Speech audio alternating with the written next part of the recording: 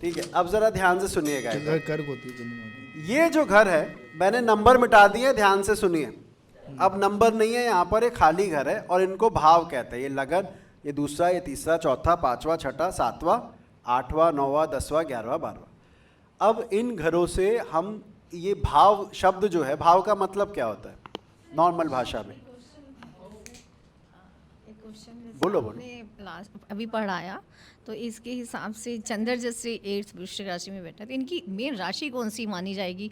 यहाँ चंद्र बैठे हैं या सूर्य, कौन सी राशि बन जाएगी? चंद्रमा जहाँ बैठे, चंद्रमा, तो वृश्चिक राशि मानी वृश्चिक जाएगी। राशि का। अब सुनिए जरा ध्यान से, भाव का अर्थ होता है फील, है ना, फीलिंग, भाव। कोई भी व्यक्ति ज्योतिषी के पास, उत्तर भारत में तो स्पेशली, किसी ना किसी काम से जाता है, या मेरी नौकरी नहीं लग रही, मेरे बच्चे की दिक्कत है, मेरी हेल्थ की दिक्कत है, ऐसे टाइम पास या खाली दिखा के अरे बताओ मेरे बारे में कुछ, वो कम ही होते हैं। तो उसके लिए कि किस भाव से, कौन से इस घर से क्या देखते हैं, वो हमें पता होना चाहिए। तभी जब कोई सवाल लेकर आएगा, समस्या लेकर आएगा, तो हम वहाँ पर फोकस कर पाएंगे। अब इसको समझना, ये भाव है मैं,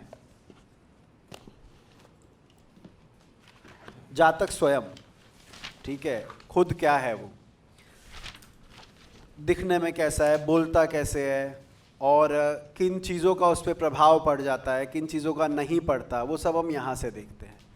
एक एग्जाम्पल दूँ, एक व्यक्ति 30 साल से किराए के मकान में है और उसको कोई दिक्कत नहीं है, वो कहता है बढ़िया है, मैं तो किराए पे ही रहना चाहता हूँ, मुझे खुद का बनाना ही नहीं। कह रहा है इतना महंगा बनता है, पैसे लगाऊंगा इतने का तो इंटरेस्ट आ जाता है। आजकल ये लाइन बड़ी चल रही है यंग जनरेशन में। हाँ जी, सॉरी, हाँ मिलेनियल्स में, हाँ मुझे भी पता है शब्द, मैं तो दोबारा कर रहा था।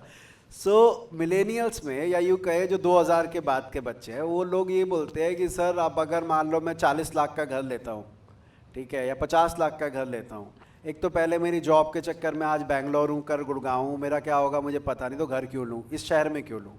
दूसरा, ले लेता हूँ इतना पैसा, अगर मैं बैंक में डालता हूँ उसका जो इंटरेस्ट आता है, ऑलमोस्ट उतने के बराबर मैं किराया दे के अपना पैसा भी फ्री रखूँगा, जब यूज़ करना होगा कर लूँगा, और किराया मेरा वहाँ से निकल जाएगा। पर चलिए, तो ये मैं, मेरे ऊपर किस चीज़ का असर होगा, मैं क्या बताना चाहता, अगर किसी व्यक्ति पर मकान ना होने का बहुत बुरा असर होता है कि घर नहीं है, घर बनाना है, घर बनाना है। किसी के ऊपर करियर का होता है कि मुझे करियर में सेट नहीं हूँ, किसी के ऊपर बीवी का होता है या लाइफ पार्टनर का होता है। तो ये घर वो है जो आपको बताता है कि आप क्या है, और कुंडली का सबसे महत्वपूर्ण घर यही है। यहाँ कौन बैठ रहा है, इस घर में क्या नंबर लिखा है, वो सबसे इंपॉर्टेंट है। चार्ट रीडिंग का पहला प्रिंसिपल ही है कि यहाँ नंबर क्या है और यहाँ बैठा कौन है, समझ लो, ठीक है। अब इसके बाद ये हो गए मेरे संसाधन।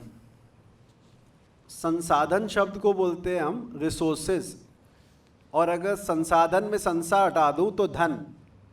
ये सब हम इस घर से देखते हैं, ठीक है। तो अब एक व्यक्ति पैदा हुआ, सबसे पहला संसाधन उसका क्या होता है, उसका परिवार। भाई किस घर में हो रहा है वही तो, वहीं से तो मिलेगा, और कहाँ से मिलेगा। माँ का दूध भी इसी घर से देखते हैं, इससे और इस घर से, कि पहला जब बच्चा पैदा हुआ है तो उसकी जो पहला उसके लिए धन या जो भी समझिए, वो उसके लिए हम इन दोनों घर पे ध्यान देते हैं। तो यहाँ से देखा जाता है संसाधन, ठीक है, उसको क्या मिला। थोड़ा सा बच्चा बड़ा हुआ, थोड़ा सा बच्चा बड़ा हुआ तो उसे पता लगता है ये मेरे पेरेंट्स हैं, ये बाहर वाले हैं। गोद में जाने से रुकता है कि इसके पास क्यों जाऊँ, उसके पास क्यों आऊँ। ये तीसरा भाव को सहज कहा गया है, सहज भाव, और तीसरे भाव को विक्रम भी कहा जाता है। विक्रम का क्या अर्थ होता है जी? पराक्रम, साहस। पराक्रम, ठीक है जी, पराक्रम, करेजियस, कितना एफर्ट से आप काम कर रहे हैं, कितना मेहनत से आप काम कर रहे हैं। तो अगर इस घर में नंबर छोड़ दीजिए, इस घर में अगर सूर्य, मंगल, शनि ऐसे क्रूर ग्रह बैठे हैं तो वो आपके पराक्रम को बढ़ा देंगे, क्योंकि क्रूर ग्रह है तो आप चीज़ को मना करना आता है कि अगर किसी ने बोला ये काम कर दो, क्यों कर दूँ, पहले से बता क्या क्यों करना है। और अगर यहाँ सौम्य ग्रह हैं, सौम्य समझते, सॉफ्ट प्लैनेट है, जैसे चंद्रमा, गुरु, बुध, तो आपसे मना नहीं हो पाती। किसी ने कहा ये कर दो, अच्छा जी देखते हैं, कर देंगे, कोशिश करके देखते हैं, आपको पता नहीं होगा लेकिन आप मना नहीं कर पाएंगे। लेकिन अगर यहाँ क्रूर ग्रह है तो आप में पराक्रम होगा ना कहने के लिए। इसका एक परफेक्ट एग्जाम्पल मैं आपको दूं, पितामह भीष्म का। पितामह भीष्म का जो पॉपुलर चार्ट है, जिनके बारे में कहा जाता है कि उनको बिलोंग करता है, उसमें यहाँ पर केवल शुभ ग्रह है। तो वो व्यक्ति कभी भी गलत को गलत नहीं कह पाए।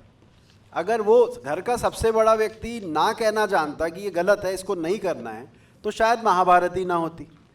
तो आप इतने स्कॉलर, इतने आपका इंटेलिजेंट, आप क्या हो, परशुराम के शिष्य रहे हो, ये सब है, गंगा पुत्र रहे हो, उसके बावजूद आप अपने कर्तव्य में या आपने जो प्रतिज्ञा ले ली उसमें इतना बन गए कि गलत को गलत भी नहीं कह पा रहे हो, समझा भी नहीं पा रहे हो। तो ये तीसरा घर में, ये तीसरा घर है, ये पराक्रम और करेज को इंडिकेट करता है। ठीक है जी। अब इसके बाद ये आता है हमारा भोग।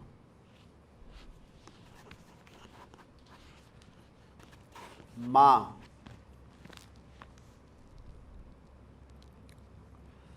और पारिवारिक जीवन।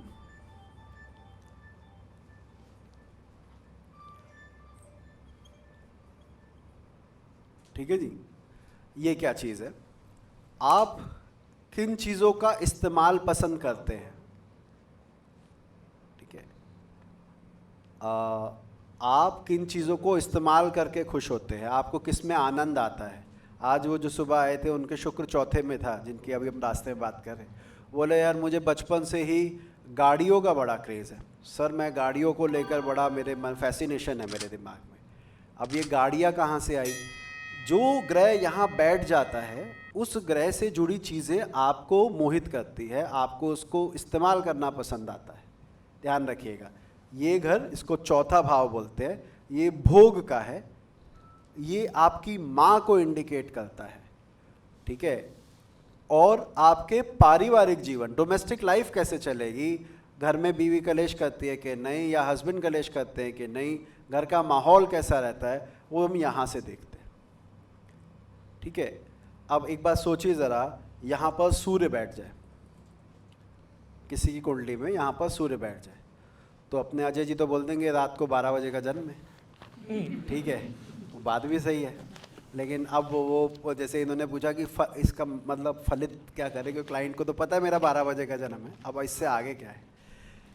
देखिए, पारिवारिक जीवन में सूर्य बैठ रहा है, तो हम ये बोलेंगे ईगो की वजह से, सूर्य है मैं की वजह से, गर्म ग्रह है, गर्म ग्रह समझते हैं ना, सूर्य को हम अग्नि तत्व कहते हैं, इसकी वजह से आपका पारिवारिक जीवन डिस्टर्ब है। आपके पारिवारिक जीवन में किसी व्यक्ति का ईगो हावी है कि मेरे हिसाब से काम होगा, नहीं होगा तो फिर दिक्कत है। और दूसरा मैं अभी क्या बोल रहा था, गर्मी कहने का मतलब ये नॉर्मल गर्मी नहीं, घर का माहौल गर्म रहता है, घर का माहौल गर्म रहता है, इस वजह से आपके पारिवारिक जीवन में हमें प्रॉब्लम नज़र आती है। समझ में आ रही है ये मेरी बात आपको? अच्छा, वो किसकी होगी, किसका ईगो होगा, वो भी निकल जाएगा, वो आगे निकलेगा कि भैया ये बीवी का ईगो है, पिता का ईगो है, मेरी माँ का ईगो है, मेरा ही ईगो मेरे घर में कलेश करने में लगा हुआ है। अब सूर्य जैसा बलवान ग्रह अगर यहाँ पर बैठ जाए किसी कुंडली में, अगर हम में से किसी का हो, तो मैं नॉर्मली ये रेकमेंड करता हूँ कि भाई 55-60 साल के बाद अपने पारिवारिक जीवन के अलावा बाहर निकल के भी टाइम बिताया करो, क्योंकि तुम्हारा सूर्य तुम्हें गलत को गलत, सही को सही कहने में मजबूर करेगा, और सामने वाला आपसे परेशान हो जाएगा, यार ये बंदे ने, बुड्ढे ने तो दुखी कर रखा है, या ये इसने तो दुखी कर रखा है। तो वो फीलिंग आएगी, क्योंकि सूर्य दंभ का, मैं का कारक है। तो यहाँ पर भोग, पारिवारिक जीवन। अब इसको अगर मैं यहाँ से सूर्य हटा देता हूँ, मैं यहाँ पे शनि लिख देता हूँ, अब क्या दिक्कत आएगी पारिवारिक जीवन में? चलो, जब तक आप बताओगे उससे पहले मैं एक लाइन बताता हूँ। नॉर्मल ज्योतिषी क्या कहेंगे, या किताब आप पढ़ेंगे क्या लिखेगी, यहाँ पर पापी ग्रह पारिवारिक जीवन में परेशानी देता है। पापी ग्रह मतलब क्रूर ग्रह, जैसे बताओ कौन कौन? राहु, शनि, मंगल, सूर्य, केतु, ये उनकी लाइन है। लेकिन जब आप मार्केट में बैठे हैं या आप क्लाइंट डील कर रहे हैं, तो आपको ये नहीं बताना, वो तो उसको पता है पारिवारिक, आपको ये बताना कारण क्या है, किसकी क्या गलती को आप ठीक कर दोगे तो आपकी पर्सनल लाइफ अच्छी हो जाएगी। तो बताओ शनि क्या क्या कारक, किन किन किन चीज़ों का कारक है? स्लो, अच्छा ठीक है, बहुत बढ़िया। ये दुख का, ये लेडी बोली परेशानियों का, नौकरों का, ठीक है ठीक है। तो अगर यहाँ परेशानी होगी, यहाँ पर अब गुस्से दंभ की परेशानी, अहंकार की परेशानी नहीं है। अगर सूर्य होता तो अहंकार की होती, अब शनि है तो कोई ना कोई विषाद, कभी कोई बीमार हो गया, कभी किसी का कुछ हो गया, आपके घर में टेंशन का माहौल बना हुआ है, गुस्से की वजह से नहीं, कमी की वजह से, कमी की वजह से, बीमारी की वजह से, चिंता की वजह से आपके घर में ये परेशानी रहेगी। मैं अपने गुरु को याद कर करके धन्यवाद दूं, मैंने कहा सर ने बताओ, और वो ये हमेशा कहा करते थे, बेटा जो दिख रहा है ना उस पर विश्वास नहीं करना, जो यहाँ दिख रहा है उस पर विश्वास करना है। ये तुम्हें धोखा नहीं देगा, वो धोखा दे सकता है। तो बड़ी बात सही लगी कि यार इस तो उन्होंने कहा था और यहाँ पे तो लग गई। तो अब शनि अगर यहाँ पर है तो ऐसे बोल दिया गया। एक मिनट रुकना, अब यहाँ पर शनि भगवान राम का है, ठीक है, भगवान राम की जो पॉपुलर चार्ट है उसमें शनि यहीं बैठता है। अब पारिवारिक जीवन की बात करो तो सब जानते हैं, भोग से ज़्यादा तो विरागी का जीवन उनका मतलब राजा के यहाँ पुत्र होकर उनको वो सब झेलना पड़ा। तो मैं बताना क्या चाह रहा था, भगवान राम के पारिवारिक जीवन पर, इस पर उनका क्या असर पड़ा वो आप जानते हैं। इसके बाद ये खत्म होने के बाद इस घर में आती है आपकी मेधा। मेधा क्या होता है जी? Wisdom, and there is a difference between wisdom and education. Wisdom और एजुकेशन में जमीन आसमान का फर्क है। आपने पढ़ी होगी कि एक कहानी थी ना, वो मरा हुआ शेर पड़ा होता है और 3 ब्राह्मण और एक और चौथा जा रहे होते हैं, वो कहता है मुझे इसमें हड्डियां जोड़नी आती है, एक ने कहा मांस जोड़ना, तीसरे ने कहा मैं इसको जीवित करना जानता हूँ। एजुकेटेड थे कैसे करना है, कहानी सुनी है ना, चौथा जाके पेड़ पर चढ़ गया नहीं। अच्छा जल्दी से बताता हूँ, वो छोटी सी कहानी है कि 4 व्यक्ति गुरुकुल से पढ़कर आते हैं, जिनमें 3 ने बहुत अच्छी पढ़ाई की होती है, एक ने नहीं की होती है। तो वो जो 3 पढ़े आते हैं, पढ़ाई के गर्व में जा रहे होते हैं, रास्ते में एक मरे हुए शेर की लाश मिलती है। वो देखकर एक बोलता है, कहता है गुरुजी ने जो विद्या दी है ना, उससे मैं इसमें हड्डियाँ सारी जोड़कर इसका अस्थि पंजस एक कर सकता हूँ। दूसरा बोलता है मैं इसमें मांस लगा सकता हूँ। तीसरा बोलता है मैं जान फूंक सकता हूँ। चौथा बोलता है भाई कुछ मत करो तुम रहने दो। वो कहते हैं नहीं नहीं अभी ट्राई करते हैं, लेट्स ट्राई कि हमें आता है कि नहीं आता। और जब वो करने लगते हैं, वो चौथा कहता है एक मिनट रुक जाओ, पहले मैं पेड़ पे चढ़ जाऊँ, फिर तुम्हें जो करना है तुम कर लेना। और वो करते हैं और वही शेर जीवित होकर उनको खा जाता है। तो ये है एजुकेशन और विजडम का फ़र्क, कि आपको पता है कि इसका नुकसान हो सकता है, आप ना करें। तो ये मेधा को दिखाता है। मेधा आपकी ग्रास्पिंग पावर है, आपकी शक्ति है, आप कितनी जल्दी कैच करते हो। No doubt for good education मेधा is required. If you want to do PhD, if you want to be an doctor, definitely आप में मेधा नहीं होगी, समझ नहीं पा रहे हो तो आप कैसे कर लोगे, आपसे 12वीं पास नहीं होगी ढंग से। लेकिन इसका उल्टा पूरी तरह लागू नहीं होता कि जो पढ़े लिखे नहीं है उनमें मेधा नहीं होती, ये लाइन गलत है। जो पढ़े लिखे होते हैं ज़्यादा उनमें मेधा होती है, ये एग्रीएबल है कि हाँ हो सकती है। बात समझ में आ रही है मेरी आपको? तो इसको मेधा के लिए देखते हैं कि आपको भगवान ने कितना तेज दिमाग दिया है। इसके साथ साथ ये आपकी संतान को दिखाता है। आपके बच्चे आज के टाइम में तो बड़ा हॉट टॉपिक है कि अब बच्चे मेरे पढ़ेंगे नहीं पढ़ेंगे, मेरी सेवा करेंगे कि नहीं करेंगे, ये सब चीज़ें यहीं से देखी जाती हैं।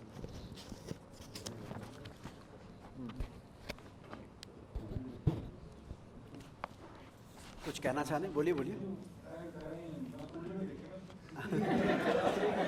हाँ जी सॉरी दूर दूर रहेंगे जी, सेवा कहाँ से करें। तो ये संतान के लिए है, ये मेधा के लिए है। मैं यहाँ पर शरीर के अंग नहीं लिख रहा हूँ, एक आपके लिए छोड़ दिया है। आपके लिए मैं बुक्स लाया था, वो जो आपने पहले कहा था बेटा एक बार लेकर आना, एक बुक दिखाना मुझे वो। तो वहाँ पर क्या है, यहाँ पे ऑर्गन भी लिखे हुए कि आप यहाँ से आंखें देखते हैं, यहाँ से गला देखते हैं, यहाँ से आप पेट देखते हैं। तो अगर किसी का डाइजेशन खराब है, कब्ज रहती है, लूज मोशन रहते हैं, तो we need to focus on this भाव कि यहाँ किस तरह के गए, इसको भी समझते चलिए। यहाँ अगर सूर्य हुआ तो आपके उदर में अगर सूर्य होगा तो अगर अभी देखते हैं, आपके पेट में अगर सूर्य होगा तो पेट में गर्मी रहेगी, गर्मी है ना, गर्मी का कारक है।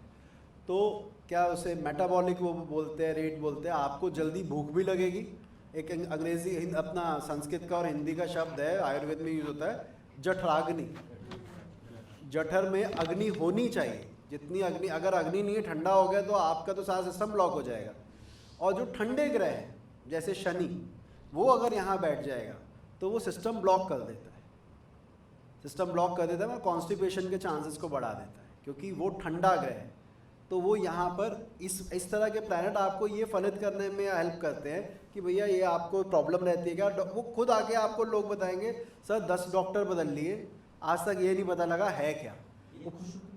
हाँ, खुश्क भी होता है, शुष्क भी होता है। हाँ, गैस का वो तो इस वजह से यहाँ पर ये प्लैनेट शनि जैसा ग्रह ठंडक दे के कॉन्स्टिपेशन जैसी चीज़ देता है। मार्स सन जैसे प्लैनेट आपकी पेट की अग्नि को बढ़ाते हैं, जिस वजह से फिजिक भी अच्छी रहती है। तो आगे बढ़ते हैं, ये वाला बोलो।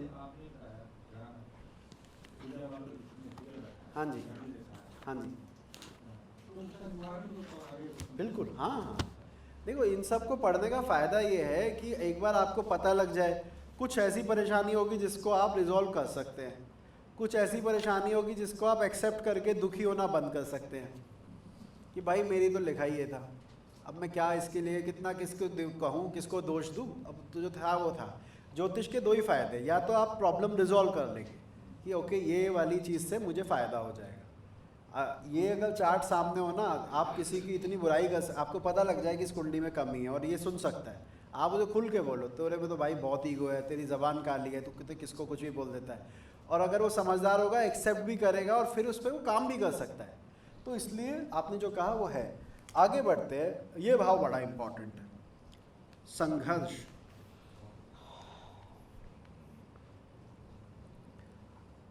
रोग,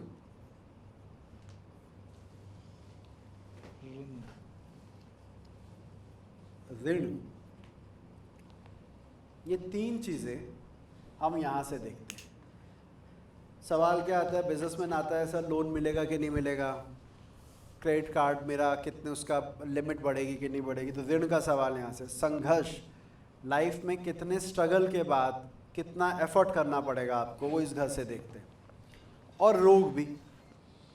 अच्छा, मुझे एक बात का जवाब दीजिएगा, जो व्यक्ति ज़्यादा संघर्ष करते हैं वो शारीरिक रूप से अच्छे होते हैं या वो लोग जिन्होंने कभी संघर्ष नहीं किया होता वो अच्छे होते हैं?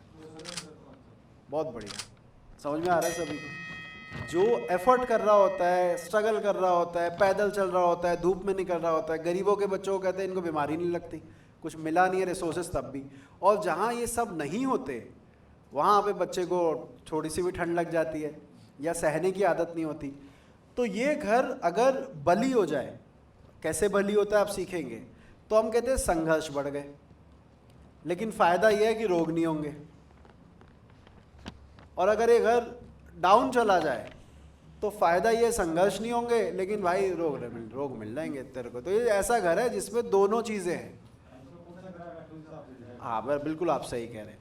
इसमें एक बात और समझिएगा, अब भारत में अगर आप पैदा हो गए तो आप तो संघर्ष लिखवा के लाए हो, अधिकतर लोगों के लिए। भाई आप देखिए, आपको स्कूल में एडमिशन के लिए भी बच्चों के इतने फॉर्म आते हैं, उसमें कम चुने जाएंगे। यहाँ पर अब क्योंकि मैं ज्योतिष का काम करता हूँ, जो IIT की तैयारी कर रहे हैं, जो IIM की कर रहे हैं, जो CA की कर रहे हैं, लाखों बच्चों में आपको सैकड़ों में आना है। वहाँ पे तो एक एक नंबर से आपके काम हो जाता है। तो अब वही बात है कि संघर्ष तो आप तभी लिखवा लिया जब आप भारत में पैदा हो गए। तो मेरा एक कंटेंट भी है इस पर, इसमें मैं ये बोल रहा था कि अब इस भाव से बचने का तो कोई तरीका नहीं है अगर आप यहाँ पर हैं, अनटिल अनलेस आप फॉरेन चले जाएं जहाँ पे रिसोर्सेज ज़्यादा है। हाँ हाँ जी, हाँ हाँ हाँ, फिर भी डाउन मतलब उसको सफलता नहीं मिली, ये बात आपकी सही है। संघर्ष करना इस बात की कंफर्मेशन नहीं है कि आपको सक्सेस मिल जाएगी। संघर्ष तो बल्कि आपने, क्योंकि पॉलिटिक्स का जिक्र कर दिया, जो कार्यकर्ता लोगों के घर जाके वोट मांगता है वो कभी एमएलए का चुनाव लड़ते हुए देखा ही नहीं जाता, बहुत रेयर जाते हैं वो, और जो ऊपर से आते हैं वो बन जाते हैं। चलो जी आगे बढ़ते हैं। इसके बाद ये वाला आपके साथी का है, बड़ा घर, इम्पोर्टेंट घर हो गया, अनमैरिड के लिए भी और मैरिड के लिए भी, क्योंकि अब जो जीना है वही बात है। 15-20 साल आप निकाल दोगे माँ के साथ, पिता के साथ, 25 साल 30 साल, उसके बाद के 30 साल जब लाइफ का क्लाइमैक्स आना है तब तो इसी पे फोकस करना पड़ेगा, और ये बिगड़ गया तो फिर कुछ बचा ही नहीं। ये आपके साथी को इंडिकेट करता है कि आपका साथी कैसा होगा। मैंने जानबूझ के जीवन साथी नहीं लिखा है। आपके बिजनेस पार्टनर भी यहीं से देखते हैं, आपके लाइफ पार्टनर भी यहीं से देखते हैं, अलॉन्ग विद इट जिन लोगों से आप रोज़ मिलते हैं, जिन लोगों से आपका सामना होता है, तो जो ग्रह यहाँ बैठेगा उन लोगों से आपकी रोज़ उठ बैठ के योग बनेंगे। कबाड़ी का काम करने वाला, उसकी कई बार इनकम कॉरपोरेट ऑफिसेज में काम करने वालों से भी बहुत ज़्यादा होती है ना? बिल्कुल है जी, बिल्कुल है। करनाल के अंदर ही है जी, सेक्टर के अंदर 15 मकान है जी। नहीं बिल्कुल, हाँ हाँ ठीक है। मैं बताना क्या चाह रहा हूँ, दिल्ली के ही बता रहा हूँ मैं आपको। दिल्ली में, पुरानी दिल्ली में एक व्यक्ति का 3 मंजिल इमारत के घर था। उन्होंने अपना फ्लोर तो सही बनाया, फ्लोर मतलब प्रॉपर कमरे, 3-4 कमरे का सेट बना दिया। ऊपर उन्होंने छोटे छोटे कमरे रेल की उसकी तरह बना दिए, रेल के जैसे उसमें होते डब्बों की तरह, और हर 5 डब्बे पर एक वॉशरूम बना दिया, ठीक है। और नीचे एक छोटी सी दुकान खोल ली परचून की। तो मैं उसके पास गया, मैंने कहा भाई क्या कमाई है? कह रहा हो जाता है 3-3.5 लाख हो जाते हैं। 3-3.5 लाख में कैसे कमाता है? कह रहा हर एक कमरे में जो ये पूर्वांचल से काम करने वाले वर्कर आए हुए हैं, बिहार के हो गए, यूपी के हो गए, कह रहे उन सबको कमरे चढ़े हुए हैं, एक एक बंदे का इतना इतना किराया लगा ले। मुझे वो तो गिनवाने लगा, वो उन सबका किराया लगा ले। किराए के बाद अगर मेरी दुकान से सामान नहीं लिया तो घर से बाहर हुआ, तो दुकान से भी सामान मेरे से लेंगे और मैं MRP पे दूंगा, मैं क्यों कंसेशन दूंगा? कह रहा दुकान से भी कमाता हूँ, कमरे का किराया भी आता है, और उनके पास शायद 50-60 कमरे बना लिए थे। वो इतने पतले पतले कि बस आप आओ, सो जाओ और सुबह उठ के निकल जाओ, इतने इतने घर कमरे थे। तो कह रहे हैं इनसे कमाई आती है। यार ये अच्छा काम है। अब ये काम आप किन से रोज़ टैकल करोगे? आप शनि जो नीचे वाला तबका है उनसे रोज़ टैकल करोगे, आपको वो लोग मिलेंगे, लेबर क्लास कह लीजिए, ठीक है। और यहीं पर अगर शुक्र बैठा होता तो हम क्या बोलते हैं, आपने एक बार माल बेचना है और आपका वो सारा पैसा कवर, या आप एलीट क्लास को बिलोंग करोगे। या आपके कब काम में आता है? जब आप किसी को प्रोफेशन बता रहे हो। प्रोफेशन में आपका कस्टमर जिससे आप डेली डे टू डे मिलोगे, किससे मिलोगे? कस्टमर से मिलोगे ना। आपका कस्टमर मासेस को ध्यान में रखते हुए होना चाहिए कि यार छोटी क्लास के लिए काम करना है, ऐसा प्रोडक्ट देना है कि जो हर ज़रूरतमंद ले सके, या मेरा प्रोडक्ट उनको देना है जो पैसे वाले ले सके। वो यहाँ पर बैठे ग्रह से आप डिसाइड कर सकते हो। अगर यहाँ शुक्र जैसा ग्रह है तो आप ऐसा प्रोडक्ट बनाओ जो सिर्फ क्लास के लिए हो। तो जीवन साथी जिन लोगों से आपका सामना हो वो सब। इसके बाद 8वां भाव पतन।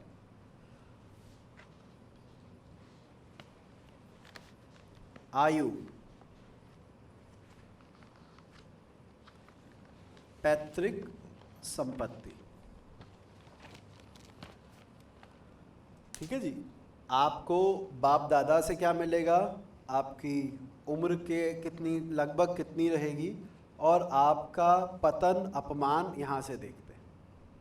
अब इस पर भी मेरा एक सवाल का जवाब देना कि एक व्यक्ति है जिसको कुछ नहीं मिला माँ बाप से, मेहनत करके संघर्ष करके उसने अपने लिए एक 500 गज कोठी तैयार कर ली, और एक दूसरा व्यक्ति है जिसके दादा का प्रॉपर्टी थी वो उसी पर है और उससे बढ़ाई भी नहीं, और मान लो थोड़ा बढ़ा भी लिया उसको, उसने बड़ा कर लिया, तो आपसे अगर पूछा जाए किसके लिए मान ज़्यादा दिमाग में आएगा तो किसके लिए आता है?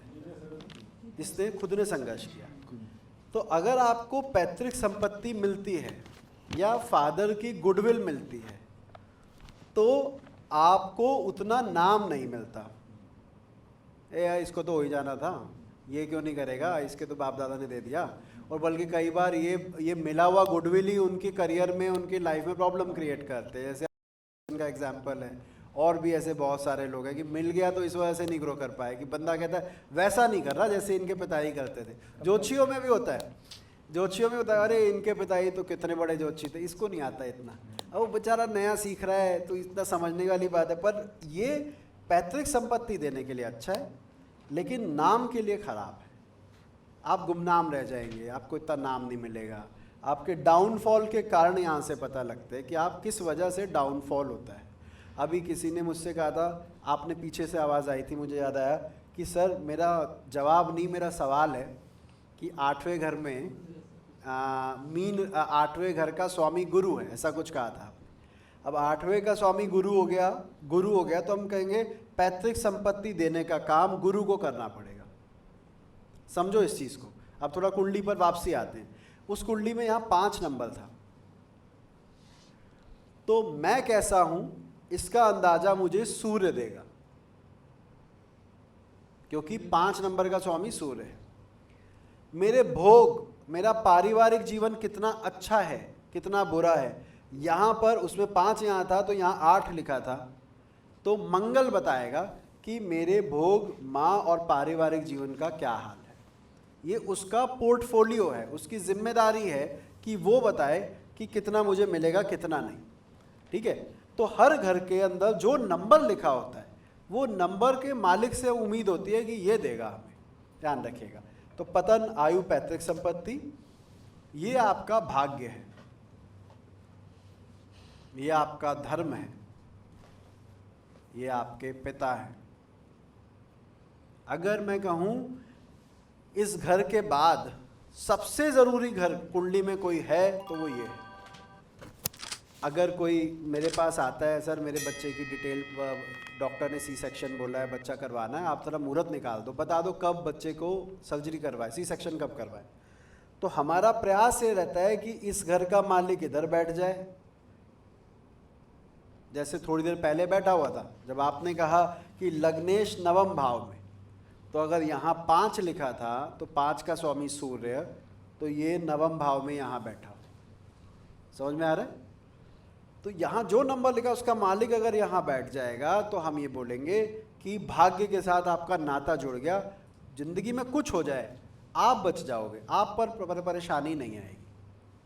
मैंने ऐसे ऐसे केसेस देखे हैं कि 10 बंदा जुआ खेल रहे हैं, पुलिस छापा मारने आई, एक उसमें से कह रहा है बाथरूम आ रहा है, मैंने जाता हूँ, तभी निकला, 9 को पकड़ के ले गए। वो कह रही प्रेशर भी ऐसे टाइम पर आया कि मैं बच गया, बाकी सब थाने में बैठे हैं। और वो एग्जाम्पल देने लगा कि मैंने ऐसा किया तो बच गया, ऐसे किया तो बच गया। मैंने कहा भाई तू तो लिखवा के लाया। तो ये लक कि सही टाइम पर सही जगह होना वो भी लक है ना। वरना कई काबिल लोग कहाँ कहाँ बैठे हैं हमें पता है। अब आप ज्योतिष का ही लो, दिल्ली में जो टीवी, दिल्ली हो मुंबई हो, जो हम टेलीविज़न पे देख रहे होते हैं, उन लोगों को इतना ज्ञान नहीं होता जितना गांव में कोई कोने में बियाबान में बंदा बैठा हुआ है, गांव की थोड़े 4-5 लोगों को बता रहा है, लेकिन उसको नॉलेज अच्छी है पर नहीं है सही जगह पे। तो ये भाग्य अलग चीज़ है और ये किसी किसी को मिलता है। तो हमारी कोशिश होती है इन दोनों घर में कनेक्शन बन जाए। अगर बन जाए तो बहुत बढ़िया। या तो इस घर का मालिक, अगर मान लो मैं जिनसे पूछूँ वही बताएंगे।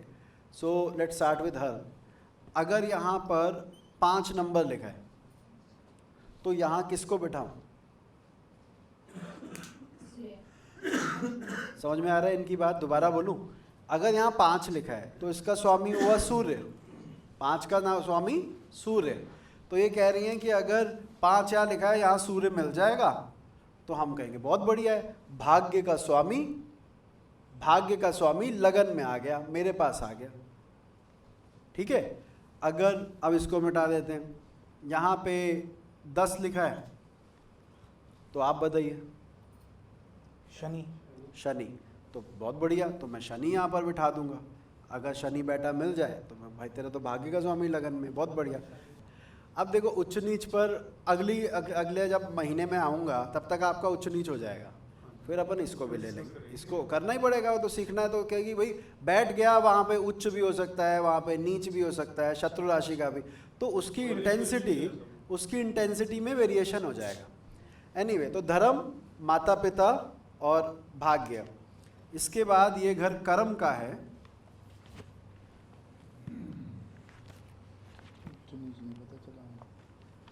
हो जाएगा अगर ऐसी 2-4-5 राशि लगेंगे तो क्लियर हो जाएगा।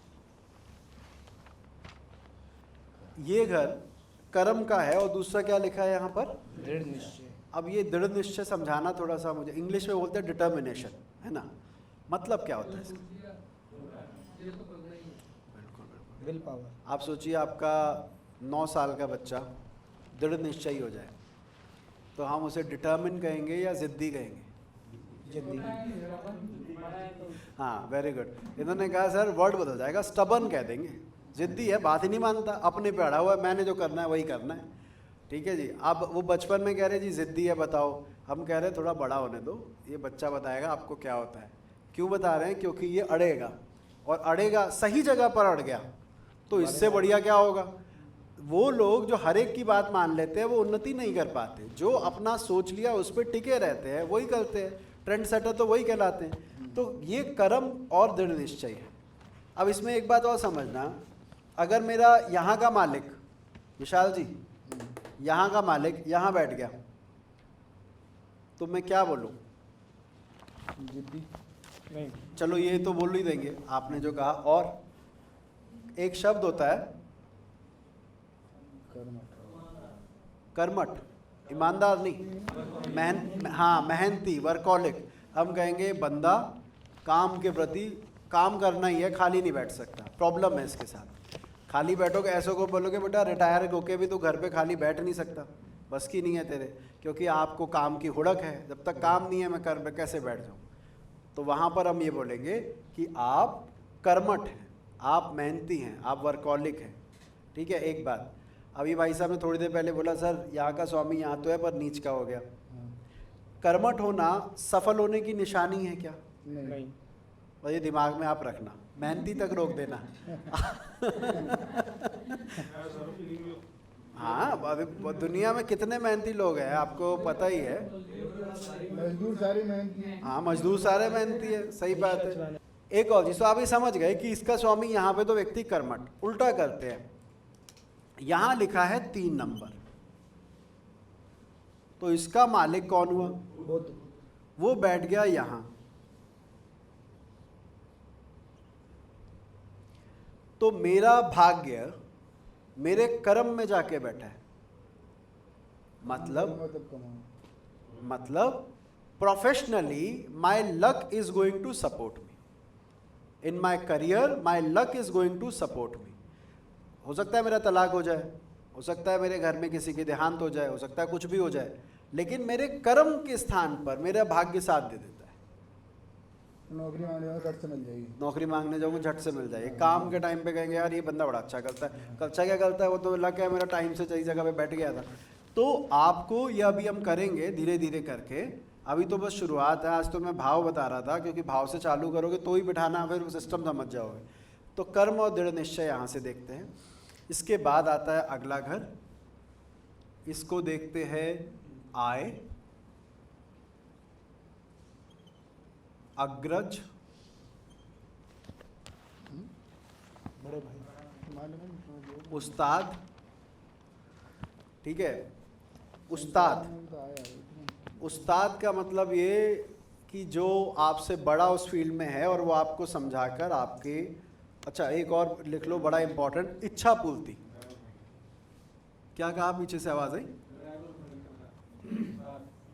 अच्छा नहीं ठीक है भाई, इच्छा पूर्ति समझिएगा इसको। आय, मैं कितना पैसा कमाऊंगा, और आय सिर्फ आय फाइनेंशियली नहीं होती है, संसाधन की तो मैं लिखा था जैसे उसमें आय और संसाधन में फर्क है, ये स्व अर्जित है। स्व अर्जित मैंने खुद ने कमाई है। ये तो संसाधन तो पैदा होते ही मिल गए, वो तो बाप दादा के मिल सकते हैं, लेकिन ये मेरे कमाए हुए हैं। अभी इस पर मैं थोड़ी देर में आपसे बात करूंगा, इसी के बारे में हम समझेंगे। आय का मतलब क्या होता है?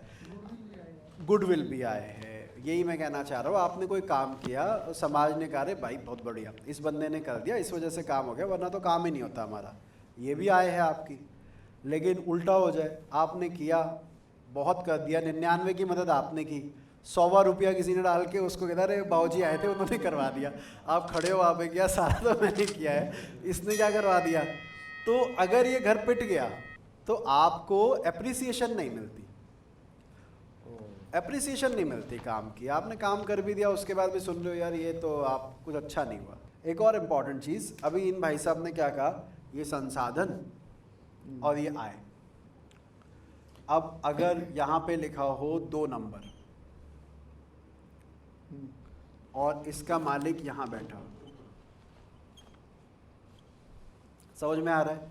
यहाँ 2 है, इसका मालिक शुक्र बना हो, यहाँ बैठ गया हो। अब मेरी आय मेरे धन में जा रही है, तो मेरा पैसा मेरे पास जुड़ रहा है। अब ये तो सभी का जुड़ता है, लेकिन आप सोचिए आप और आपकी वाइफ दोनों कमा रही है, वाइफ की सारी सैलरी जाती है अपना फंड में, बैंक अकाउंट में, और आप सारा अपना खर्च कर रहे हो बच्चों के ऊपर, सैलरी बच्चों की ये वो। तो उसके केस में क्या होगा, महिला के केस में होगा कि उसकी जो आय है वो धन की तरह में कन्वर्ट हुए जा रही है, वो अकुमुलेट हो रही है। समझ में आ रही है मेरी बात? और अगर इसको उल्टा करते हैं, यहाँ पे 10 नंबर लिखा है और यहाँ पर शनि बैठा है, अब उल्टा क्या होगा? ये तो बात है ना, खर्चा तो आए नहीं, ये भी आए, ये भी पैसा है, से भी निकल जाएगा। हाँ जी।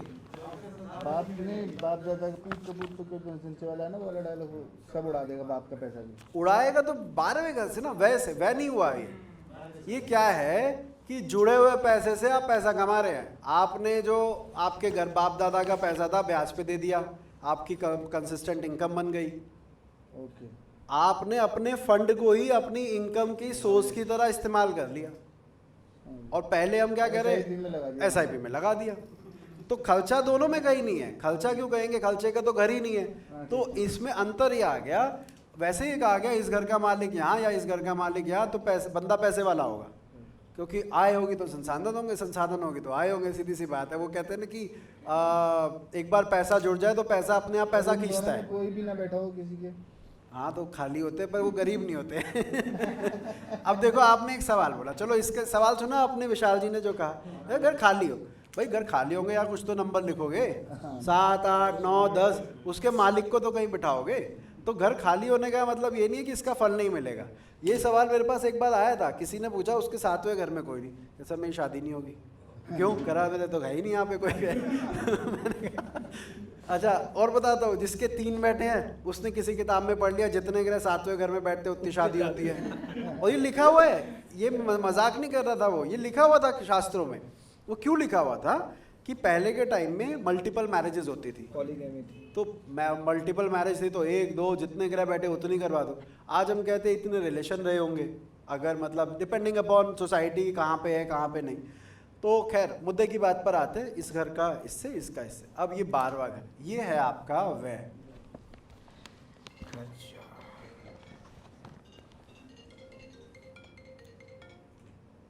ये है आपका व्यय, ये है आपका जेल जाना। लो भाई, नहीं जेल जाना मत लिखना, इसको ऐसे लिखो बंधन।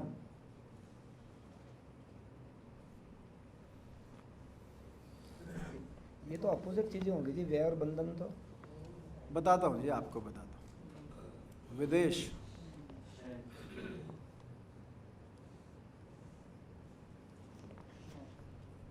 मोक्ष और शयन बोला है तो शयन भी लिख देते हैं, ठीक है। अब इसको समझते हैं ये क्या क्या लिखा है। अभी एक बड़ी अच्छी बात बोली गई कि ये तो 2 कॉन्ट्राडिक्टरी वर्ड हो गए।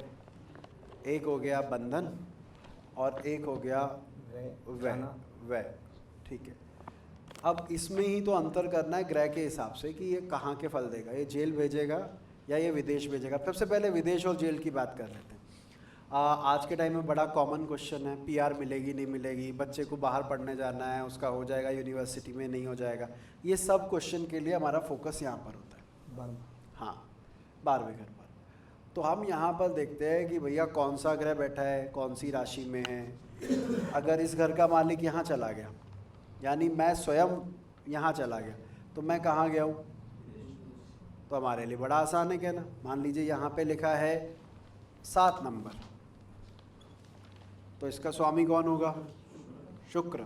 शुक्र बैठा है यहाँ पर, तो अब ये 12वें चला गया, ये वह में भी जा सकता है, ये बंधन में जा सकता है। इसको हमने यहाँ से देखना है कि हम इसके बारे में क्या फलित करेंगे, ठीक है। हाँ जी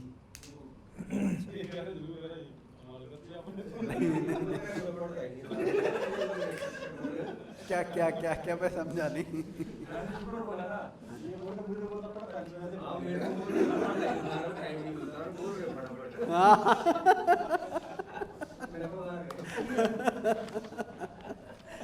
नहीं नहीं नहीं नहीं, देखो मैं आपको एक चीज़ बताऊं, अभी जो आप राशियां पढ़ रहे हैं, जो भाव पढ़ रहे हैं, ज़रूरी नहीं कि आप सब कुछ समझें।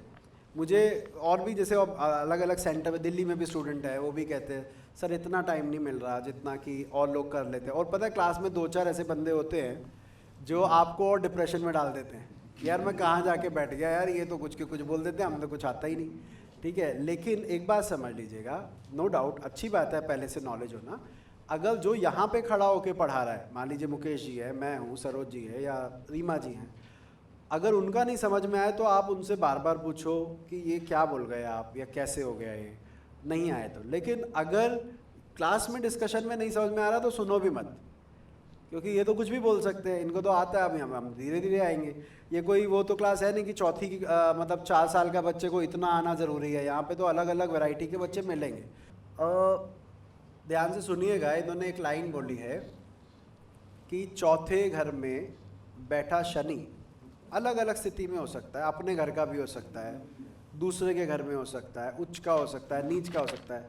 इससे इतना, अभी भगवान राम का तो शनि उच्च का बैठा था, ठीक है, उनकी कुंडली में तो शनि उच्च का था, उसके बावजूद उन्होंने पारिवारिक जीवन और बाकी जगह पे जो देखा वो देखा। आपको ये बता दूं कि पहले आप एक मोटा मोटा खांचा तैयार कर लीजिए। अभी हम खांचा तैयार कर रहे हैं कि ये घर का मालिक यहाँ है तो ये व्यक्ति कर्मठ होगा। अब दूसरा सवाल ये आता है कितना कर्मठ होगा, कर्मठ होकर सफलता मिलेगी कि नहीं। पीछे से एक आवाज़ आई थी जब मैंने संघर्ष की बात की कि सर संघर्ष बहुत लोग करते हैं लेकिन उसके बाद नहीं मिलती सफलता। ये इसके बाद की क्वेरीज है, पहले हमने कनेक्ट किया कि इसमें ये गुण हैं, अब उसमें कितना ज़्यादा कितना कम कितना किसने खींचा वो हम बाद में देखते हैं, ठीक है। इसको ऐसे देखना है, ठीक है। तो अब दो एक सवाल और, उसके बाद वाइंड अप करते हैं। 4:30 बज गए, आप भी 2 बजे से बैठे हो। मुझे बताइए कि हम तो सर आपके साथ 2-3 घंटे और भी बैठ जाएंगे, आपका ज़्यादा जरूरी है, आप बताओ।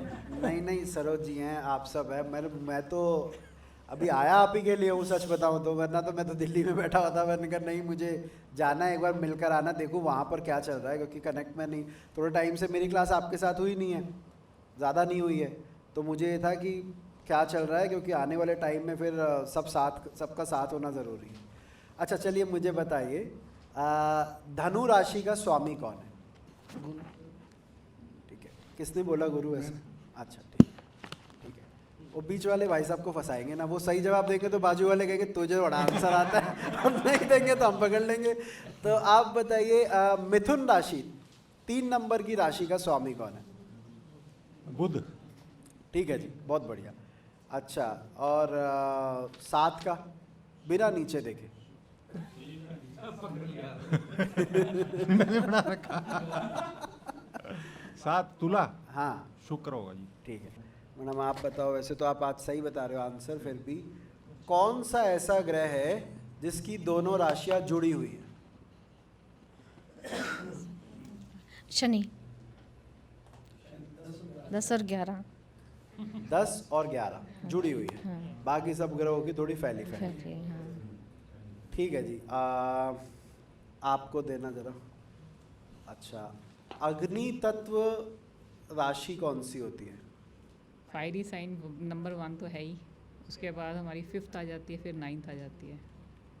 ठीक है ठीक है, अभी ये हो रहा है डिस्कस, तुला तक पहुँचे हैं ना, तो इसको अब जल्दी से करवाते हैं। सरोज जी अगली 2 क्लास में मीन तक करवा दीजिए, तो वो सही रहेगा। अच्छा चलिए विशाल जी को देना। मंगल किस राशि में उच्च का होता है? उच्च का होता है